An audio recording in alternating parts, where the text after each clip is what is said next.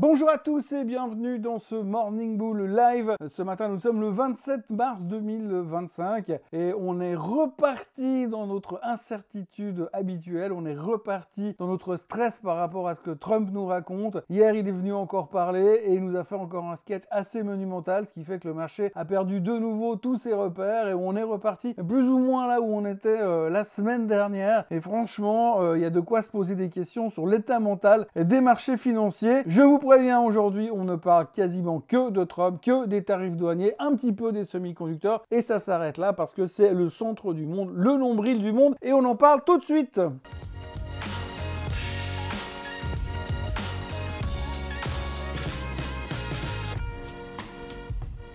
Donc vendredi dernier, le marché montait parce qu'on s'attendait à que les tarifs douaniers ne soient pas si moches que ça. Lundi, le marché montait parce qu'on s'attendait à que les tarifs douaniers ne soient pas si moches que ça. Ce mardi encore, le marché montait parce qu'on s'attendait à que les tarifs ne soient pas si moches que ça. Et hier, on s'est repris une claque monumentale parce que Trump a fait une annonce sur les tarifs douaniers au sujet des voitures. Et là, on s'est rendu compte qu'en fait, oui, ça pouvait être bien plus moche que ce qu'on pensait. Mais pour être franc, on n'en sait strictement rien et l'incertitude est de retour. Le Muppet Show aussi. Je vais être super cash avec vous. Là, je crois qu'on frise le grand n'importe quoi, mais en version Ligue des Champions. On est sur du très très haut niveau. Et en plus, tous les joueurs sont dans la même équipe. Les intervenants ont totalement perdu la notion de prendre du recul. Hier soir, j'étais dans une conférence à Genève, durant laquelle on essayait d'expliquer aux jeunes investisseurs qu'il fallait savoir prendre du recul et dézoomer sur l'instantané des marchés afin d'éviter de faire n'importe quoi. Et en fait, hier, les marchés ont démontré concrètement, encore une fois, et ils ont fait exactement le contraire de ce qu'on se tue à essayer d'expliquer aux gens et aux nouveaux investisseurs. Alors oui, bien sûr, l'incertitude qu'on vit sur les marchés, c'est pas agréable, surtout qu'on a le sentiment que Trump est en train de faire des expériences sur nous, histoire de voir comment on va réagir. Mais quand même, des fois, on se demande si on pourrait pas juste prendre un peu de recul et réfléchir un petit peu plus que 12 secondes. Vous savez, c'est un peu comme si Trump, c'était un gars qui est assis dans un immense fauteuil, posé sur le haut de la montagne qui surplombe les marchés boursiers. À côté de lui, il a J.D. Vance qui est assis sur un tabouret. Et Trump lui dit, tu vois J.D., on va leur dire qu'on va faire monter les tarifs douaniers sur les importations canadiennes, histoire de voir comment ils réagissent.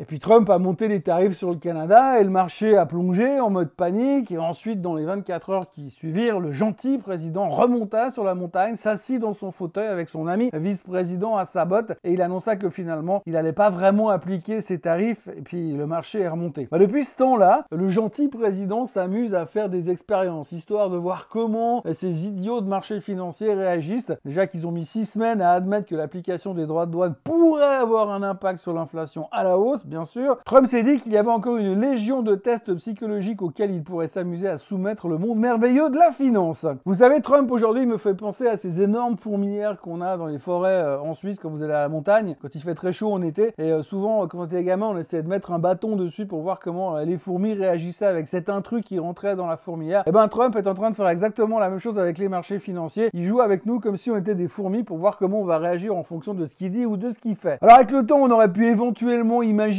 qu'on aurait appris quelque chose et qu'on aurait pu commencer à réagir différemment. Peut-être même qu'on aurait pu envisager de moins écouter les tergiversations du président américain qui a pour caractéristique principale cette étonnante faculté à changer d'avis comme de chemise d'une façon encore plus rapide et efficace que le font les marchés financiers eux-mêmes depuis 25 ans. Mais que nenni! Nous, on continue comme une bande de moutons à écouter attentivement ce que Trump va nous sortir comme conneries pour s'empresser de courir dans la direction qu'il nous a désignée avant de changer d'avis 3 jours plus tard en disant que finalement, les tarifs douaniers ne seront pas si moches que ça. Cette réflexion étant menée sur absolument rien du tout, basée sur rien du tout, évidemment, puisqu'on fait que de la spéculation. C'est exactement ce qui s'est passé depuis vendredi dernier. On en a parlé ces derniers jours, les derniers 3 jours de hausse consécutive qu'on a vécu sur les indices, c'était juste drivé par le fait qu'on imaginait qu'éventuellement peut-être les tarifs douaniers seraient plutôt arrangeants et que Trump allait être arrangeant. Je vous l'ai dit, on était basé sur rien du tout. On pensait que Trump allait être notre ami et puis que ça allait bien se passer. Mais en fait, pas du tout. Il n'est pas notre ami du tout. Et hier,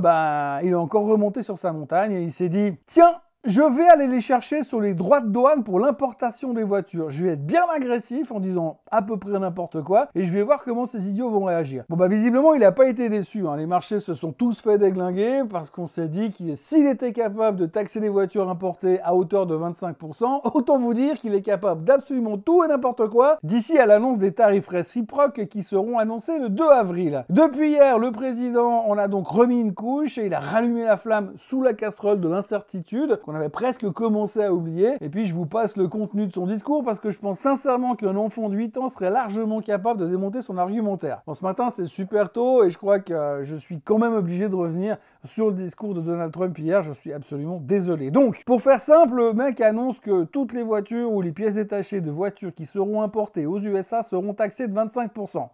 Bam! Ensuite, après avoir fait un gigantesque bras d'honneur de plus aux constructeurs automobiles étrangers, il s'est adressé aux Américains pour leur expliquer que ça allait être génial, super, fantastique, great, parce que toutes les usines de bagnoles qui allaient ouvrir aux États-Unis pour éviter les tarifs douaniers allaient donc forcément créer des jobs et des jobs et des jobs et tout le monde aurait un job dans l'automobile. Bon, déjà, il n'a pas demandé aux gens s'ils avaient envie de bosser dans l'automobile, mais en plus, on dirait que le mec a déjà anticipé que Renault, Volkswagen, BMW, Mercedes et Tutti Quanti c'est pas une marque de voiture, hein, c'est pour dire tous les autres, allaient tous arriver à Détroit la semaine prochaine pour construire des usines et engager des millions de personnes. Il n'a pas imaginé un seul instant que réfléchir au concept de déplacer une partie de sa production aux USA, ça prend un tout petit peu de temps et que même si la décision était prise hier, eh ben, il y a bien des chances que les usines en question ouvriront après la fin du mandat de Donald Trump. Sans compter que, connaissant la volatilité intellectuelle du président, la première question qu'un constructeur sensé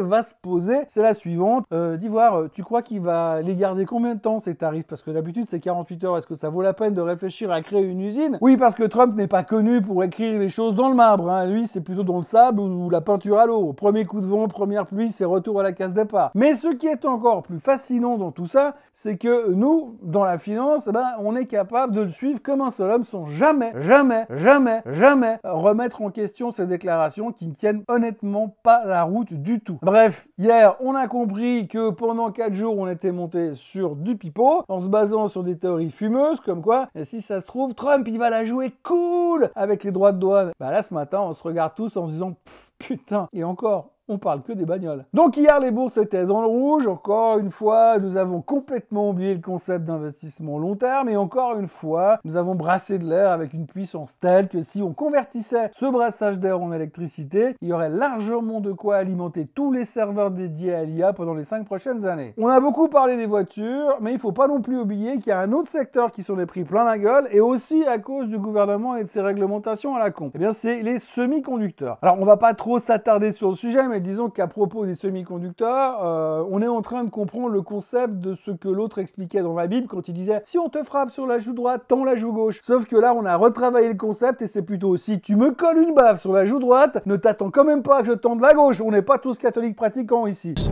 Mais pour revenir au sujet des semi-conducteurs, vous avez tous entendu que le gouvernement américain a plus ou moins interdit certaines exportations en direction de la Chine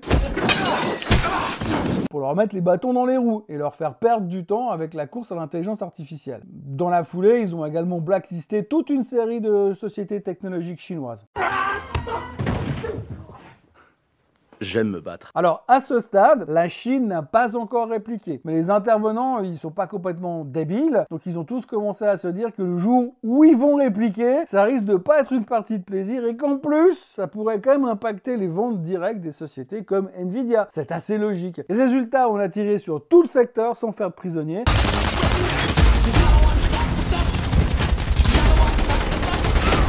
Et le SOX a perdu plus de 3%, Nvidia a plongé de presque 6%, et je vous parle même pas du reste, sans compter que Nvidia, du coup, est même plus la seconde capitalisation boursière mondiale.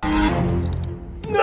En résumé, d'un côté, vous avez les tarifs douaniers qui font leur grand retour dans le psyché torturé de nous, investisseurs. On s'inquiète des relations aussi chino-américaines, sino-américaines qui pourraient rapidement se dégrader et impacter les semi-conducteurs. Et en plus de ça, l'incertitude qui était déjà bien présente dans nos têtes vient de faire un grand retour en fanfare, piétinant une un semblant de confiance qu'on tentait d'apprivoiser à nouveau et qui restait quand même super fragile. Et quand on voit l'état de surexcitation dans lequel se trouve Trump, eh bien on se dit que le 2 avril, c'est quand même vachement loin. C'est vachement loin, il est capable de tout entre deux. Surtout qu'en ce moment, notre capacité à la réflexion logique et rationnelle a été remplacée par le cerveau de Kermit la grenouille et de Peggy la cochonne. Et puis moi, du coup, j'ai l'impression d'être un des deux vieux qui râle tout le temps dans la loge au-dessus de la scène. Et je sais pas lequel des deux. En conclusion, l'incertitude est de retour, l'incertitude est partout. Et géographiquement sur les marchés financiers, sur la carte des marchés, on se retrouve exactement là où on était il y a une semaine, tout en sachant que Trump peut partir en cacahuète d'une seconde à l'autre dans n'importe quel sens. Alors ce matin en Asie, c'est le Nikkei qui cotise le plus avec une baisse de 1%. Forcément, concentration en tech et en voiture, ça aide pas des masses. Et en revanche, en Chine et à Hong Kong, on se fout complètement de ce qui se passe du côté de chez Trump. Hang Seng prend 1,4% et la Chine est en hausse. On a l'impression que là-bas, Trump c'est une espèce de série télé. On sait qu'à la fin, ça finit toujours pas trop mal. Et donc ils ont arrêté d'écouter. Ce que nous, d'ailleurs, en Europe, on est incapable de faire. D'ailleurs, si vous passez un peu de temps sur X, vous verrez qu'en France, par exemple, on prend beaucoup plus de temps à parler de ô combien Trump est taré qu'à se demander pourquoi ils ont un mollusque décérébré à Matignon. Trump est le centre du monde un peu partout, enfin, sauf à Hong Kong et en Chine. Du côté des news du jour, il n'y a vraiment pas grand-chose. On reste très concentré sur les discours et autres déclarations à l'emporte-pièce de la Maison-Blanche. Et il n'y a vraiment pas de place pour autre chose. On notera quand même que, selon une source anonyme qui ne veut pas être citée parce que sinon elle se fait virer, OpenAI devrait générer 12,7 milliards de revenus cette année. Reste à voir si ça justifie une valorisation de 260 milliards. Il a été annoncé que le dernier round de financement mis en place par SoftBank. Et puis, au niveau politique et militaire, il faut quand même en parler. Macron a trouvé encore 2 milliards de plus pour filer à l'Ukraine. Je dois dire que j'ai aucune idée d'où il sort tout ce pognon, mais s'il avait mis la moitié autant d'efforts pour redresser le pays